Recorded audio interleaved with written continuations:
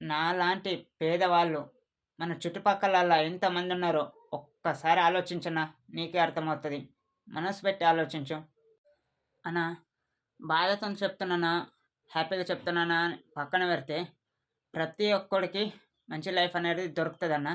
మరి నా బతుకైతే ఫ్యూచర్‌లో కూడా దొరికే అవకాశం లేదనిపిస్తుంది.